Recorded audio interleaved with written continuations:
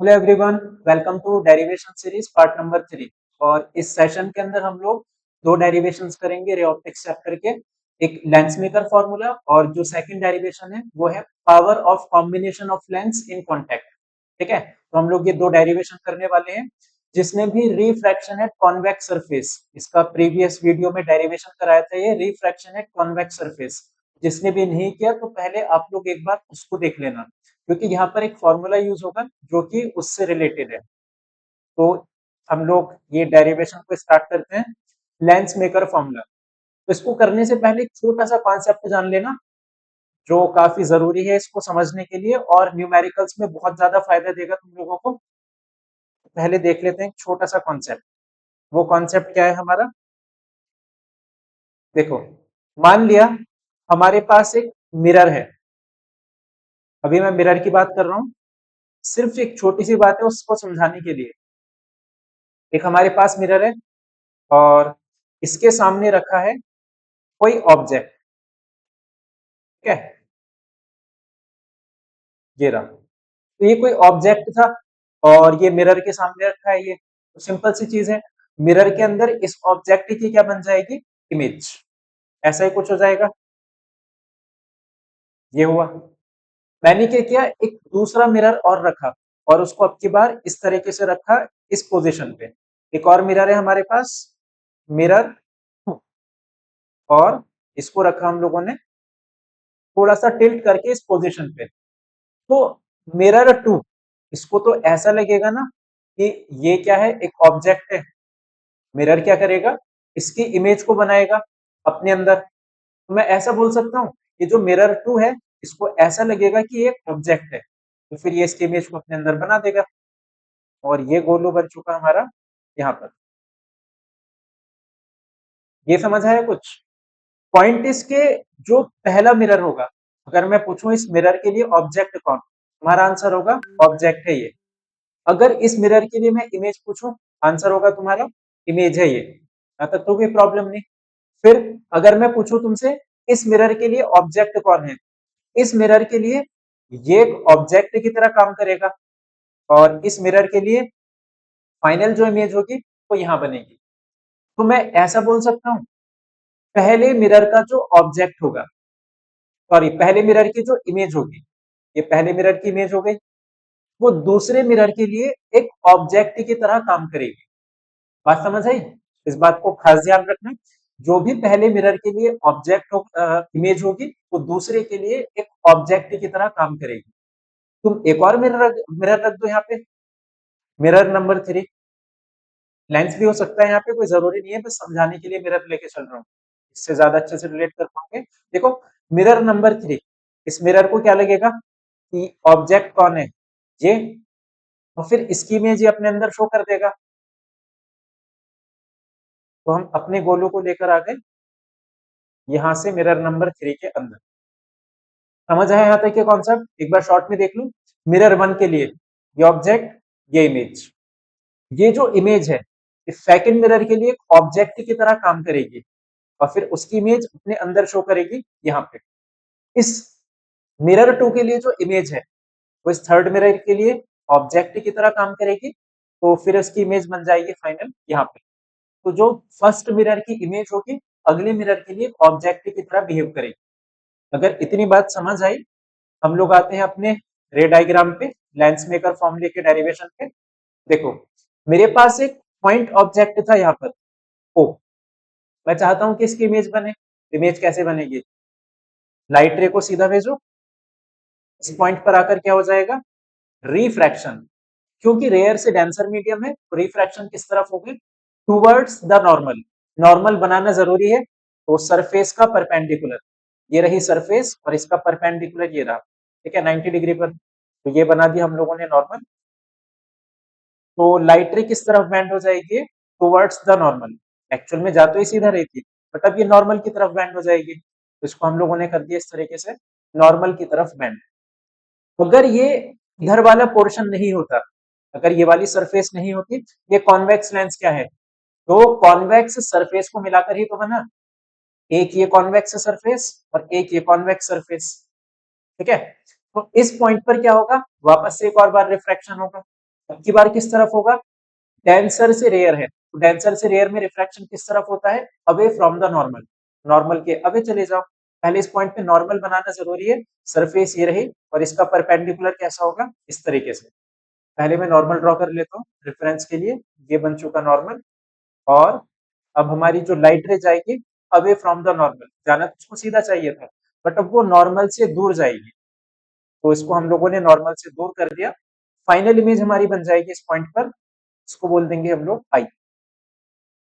Imagine करो अगर ये सेकंड सरफेस नहीं होती, ये सेकंड जो कॉन्वेक्स सरफेस है ये नहीं होती, तो इस लाइट रे को तो फिर सीधा निकल जाना था, ये जो लाइट रे थी तो एकदम सीधा जा रही थी। ये क्योंकि बीच में एक सेकंड सरफेस आ गई, ये वाली सरफेस, जिसकी वजह से इस पॉइंट पे भी रिफ्रैक्शन हुआ और ये लाइट रे सीधा नहीं जा पाई, ये अंदर की तरफ इस तरीके से बैंड हो गई। तो मैं इस तरीके से बोल सकता हूँ इसको, बात को अब ध्यान से सुनना। जिन लोगों को ये सरफेस के बारे में नहीं पता, कॉन्वेक्स सरफेस किसकी बात कर रहा हूं मैं, तो वो लास्ट लेक्चर को देख लेना, लास्ट सेशन को, उसमें कॉन्वेक्स सरफेस का पूरा डेरिवेशन कराया है। बाकी जिसने देख रखा है वो देखो जरा जल्दी से। यहाँ पर दो सरफेस हैं, एक ये कॉन्वेक्स सरफेस वन और एक ये राइट वाली कॉन्वेक्स सरफेस टू। मैं बोल रहा हूं अगर मैं फर्स्ट सरफेस की बात करूं, इस पॉइंट को नाम दे रहा हूं मैं कुछ आई डैश। अगर मैं लेफ्ट सरफेस की बात करूं, बहुत ध्यान से सुनना, इसकी कैलकुलेशन जो है उसमें कुछ है नहीं, सिर्फ ये रे डायग्राम थोड़ा सा समझना है तुम लोग को। फॉर फर्स्ट कॉन्वेक्स सरफेस या कॉन्वेक्स सरफेस एट लेफ्ट, ऐसे लिख दो इसको, for convex surface at left. अगर मैं तुमसे पूछूं कि इसमें लेफ्ट वाली जो कॉन्वेक्स सरफेस है, इसके लिए ऑब्जेक्ट कौन होगा और इमेज कौन होगी, तो ध्यान से सोचो जरा रे डायग्राम को देख करके। लेफ्ट वाली जो सरफेस है, इसके लिए ऑब्जेक्ट कौन होगा, ये जो लेफ्ट वाली सरफेस थी, ऑब्जेक्ट कौन है इसके लिए, इसके लिए तो ऑब्जेक्ट ये रहा। फिर ऑब्जेक्ट से लाइट रे गई और इस सरफेस के लिए इमेज कौन होगी, इमेज फिर ये होगी।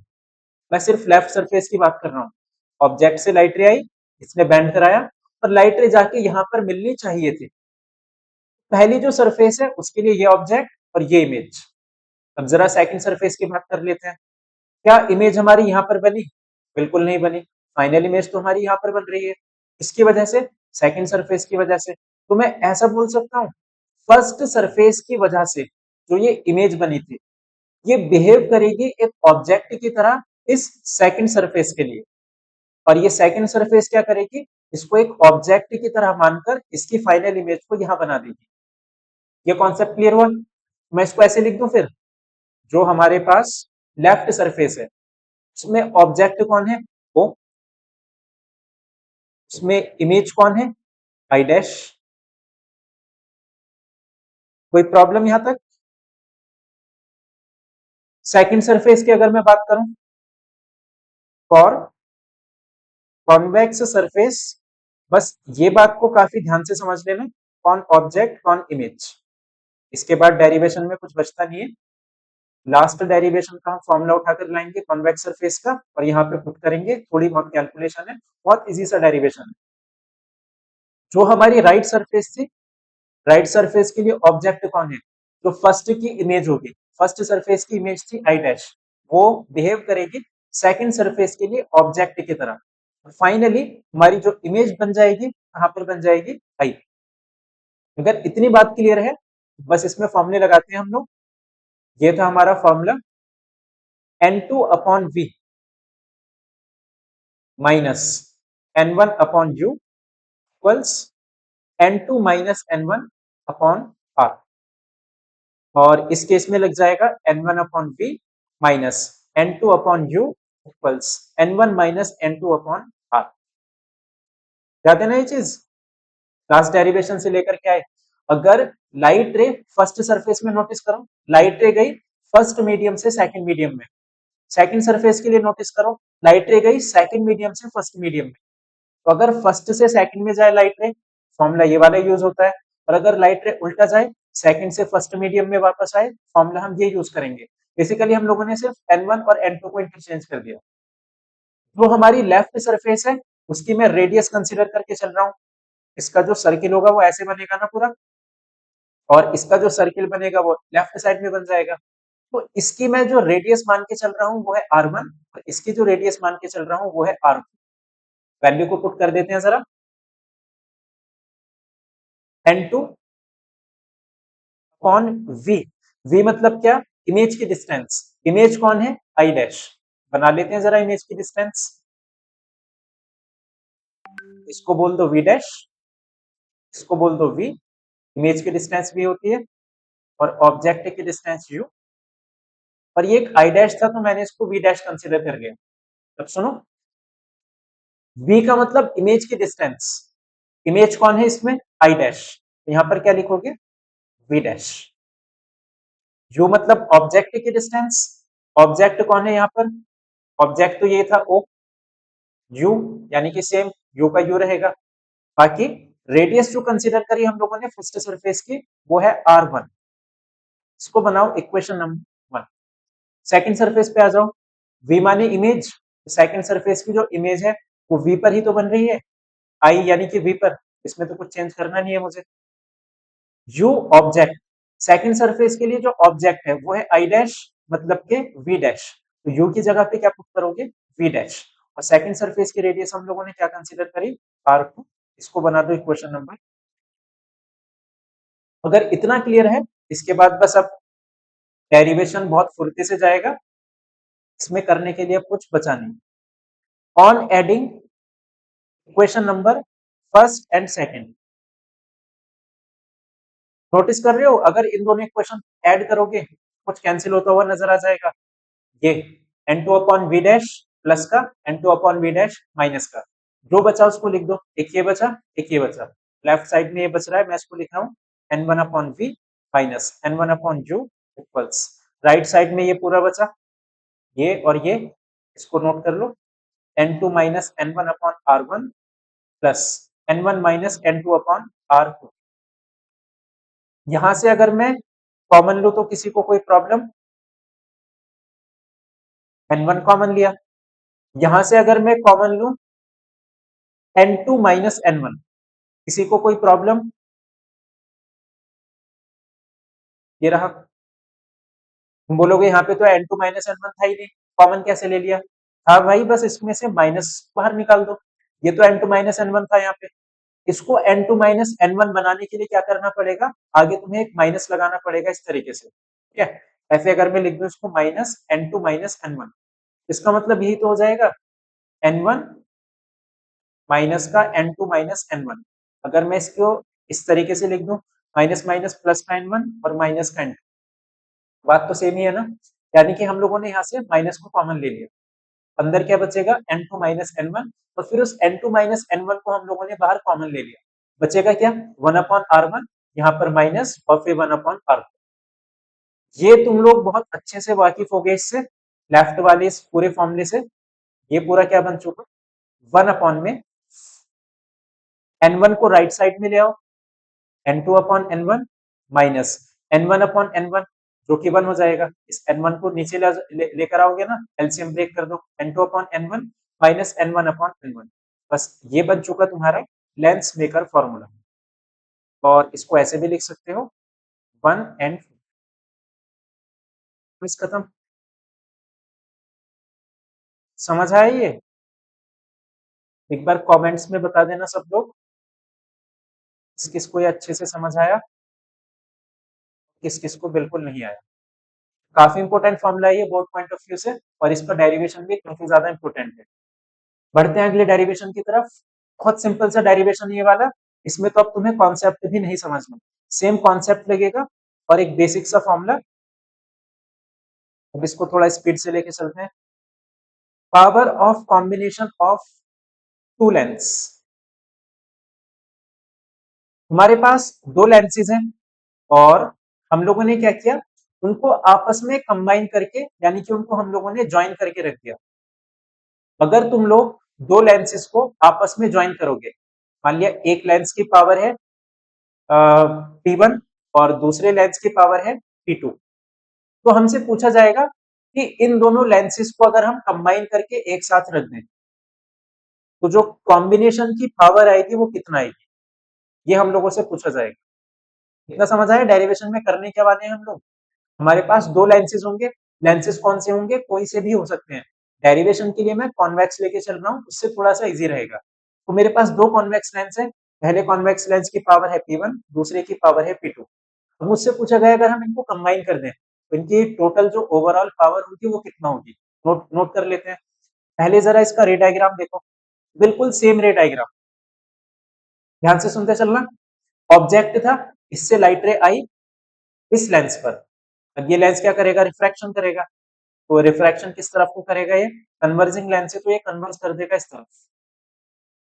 अब लाइट रे यहां पर हमारी फर्स्ट लेंस की वजह से इमेज बननी चाहिए थी, यही होगा ना, पहले लेंस की वजह से एकदम लाइट रे सीधा जानी चाहिए थी, बट सीधा तो नहीं जा पाएगी। क्यों नहीं जा पाएगी, क्योंकि बीच में हमने एक दूसरा लेंस रख दिया। तो दूसरा लेंस क्या करेगा, उस लाइट रे को वापस से और बेंड करेगा, फिर दूसरा लेंस भी तो कुछ कन्वर्स करेगा, ये भी तो कॉन्वेक्स लेंस है। तो लाइट रे यहाँ तक तो आएगी P2 तक, फिर यहाँ से सीधा नहीं जाएगी, थोड़ा सा बैंड हो जाएगी, वापस से कन्वर्ज हो जाएगा और यहाँ पर बन जाएगी हम लोगों की एक फाइनल इमेज। समझ चुके होंगे ना आप तो ये अच्छे से, जस्ट अभी पीछे किया ये हम लोगों ने सेम। ऑब्जेक्ट की डिस्टेंस u, इमेज की डिस्टेंस v, इसको सेंटर से लेना डिस्टेंस को, इमेज की डिस्टेंस v, और ये जो हमारी इमेज बननी चाहिए थी उसकी डिस्टेंस हम मानते हैं v डैश। बिल्कुल सेम कॉन्सेप्ट करेंगे हम लोग। जो फर्स्ट लेंस है हमारा उसके लिए एक फॉर्मूला लिखेंगे, सेकंड लेंस है उसके लिए फॉर्मूला लिखेंगे, दोनों इक्वेशन को ऐड करेंगे, सॉल्व करके आंसर आ जाएगा। फॉर लेंस 1, फर्स्ट लेंस के लिए हम लोग क्या करेंगे, थिन लेंस फॉर्मूला लगाओ। थिन लेंस फॉर्मूला ये बचपन में सबने याद किया होगा पहली क्लास में, 1/f equals 1/v minus 1/u। For Lenz 2, lens 2 के लिए भी हम लोगों ने क्या लगाया, सेम फॉर्मूला एकदम, इन lens formula 1/f 1/v 1/u। अब क्योंकि ये दो अलग अलग लेंस है तो इनके लिए फोकल लेंथ जो होगी वो चेंज होगी। पहले मैं ऑब्जेक्ट और इमेज को लिख लेता हूं, किसके लिए, कौन ऑब्जेक्ट कौन इमेज। ऑब्जेक्ट तो हो जाएगा इसके लिए O लेफ्ट लेंस के लिए, इमेज कौन हो जाएगी इसके लिए I डैश। बिल्कुल सिमिलर तरीके से जो सेकंड लेंस है उसके लिए ऑब्जेक्ट कौन है, जो फर्स्ट की इमेज है। यही होता है ना, जो फर्स्ट की इमेज है वो सेकंड के लिए ऑब्जेक्ट की तरह बिहेव करेगी। फर्स्ट की इमेज बनी थी आई डैश पर, तो सेकंड का जो ऑब्जेक्ट होगा वो कहां पर होगा, आई डैश पर, और फाइनल इमेज जो बनी हमारी कहां बनी, आई पर। इतना समझ आया। अब वैल्यूज को पुट करना बचा है, जल्दी से वैल्यू को पुट करके इसको सॉल्व कर देते हैं। फर्स्ट लेंस के लिए फोकल लेंथ f1, v यानी कि इमेज, इमेज थी आई डैश पर यानी कि v डैश, u यानी ऑब्जेक्ट, ऑब्जेक्ट तो u पर ही था। इक्वेशन नंबर फर्स्ट, इधर आ जाओ, फोकल लेंथ सेकंड के लिए, इमेज तो v पर ही बन रही थी, ऑब्जेक्ट आई डैश पर था, आई डैश यानी कि v डैश। इक्वेशन नंबर 2, अब इन दोनों को क्या करना है, add. On adding equation 1 and 2, जैसे हमने ऐड किया वापस से कैंसिल होता हुआ नजर आया, 1/v डैश, ये प्लस का था ये माइनस का था, कैंसिल किया इसको, बाकी जो बचा उसको लिख दो। क्या बचा लेफ्ट में, 1/f1 plus 1/f2 equals 1/v minus 1/u, ये बचेगा राइट साइड में। 1/v माइनस 1/u, ये क्या बन चुका, 1/f। और अगर तुम्हें याद हो 1/f, इसी को तो हम लोग बोलते थे पावर, फोकल लेंथ का इनवर्स होता था पावर, ये P1 ये P2 और ये P, यानी कि जो कंबाइन करके जो फोकल पावर आएगी तो दोनों का एडिशन आएगी। अगर पहले लेंस की पावर है P1, दूसरे की पावर है P2, दोनों का जो कॉम्बिनेशन होगा उनकी कंबाइन करके जो पावर आएगी वो आएगी P1 प्लस P2। उन लोगों ने कॉन्वेक्स लेंस किया है तो पावर पॉजिटिव में रहेगी, अगर यहाँ कॉन्केव लेंस होता तो कॉन्केव लेंस की जो पावर होती है वो होती है नेगेटिव में। इतना क्लियर सबको। तो आज की सेशन के लिए बस इतना ही, फिर मिलते हैं हम लोग नेक्स्ट सेशन में नए डेरिवेशन के साथ। और नेक्स्ट सेशन में हम लोग जो डेरिवेशन करेंगे वो होगा प्रिज्म का डेरिवेशन, काफी लेंथी डेरिवेशन है और काफी इंपॉर्टेंट भी है। इस चैप्टर के जो डेरिवेशन है वो सारे ही इंपॉर्टेंट है, डायरेक्टली भले से ना पूछे जाए एग्जाम में, बट इन डेरिवेशन से तुम लोग रे डायग्राम बनाना सीखोगे, फॉर्मूला तुम्हें लर्न होगा, वैल्यूज को किस तरीके से पुट करना है, कुछ कॉन्सेप्ट सीखोगे। जैसे इसमें सीखा तुम लोगों ने कि फर्स्ट की जो इमेज है वो सेकंड के लिए ऑब्जेक्ट की तरह बिहेव करेगी। ये सारी चीजें तुम्हें भले से डायरेक्टली ना पूछी जाए, बट ये सारी चीजें तुम्हें चैप्टर को समझने में और इसके न्यूमेरिकल्स को बिल्डअप करने में और कॉन्सेप्चुअल क्वेश्चंस को सॉल्व करने में, इन सब में इसके डेरिवेशन का बहुत बड़ा रोल होगा। तो मिलते हैं नेक्स्ट वीडियो में, तब तक के लिए ऑल द बेस्ट।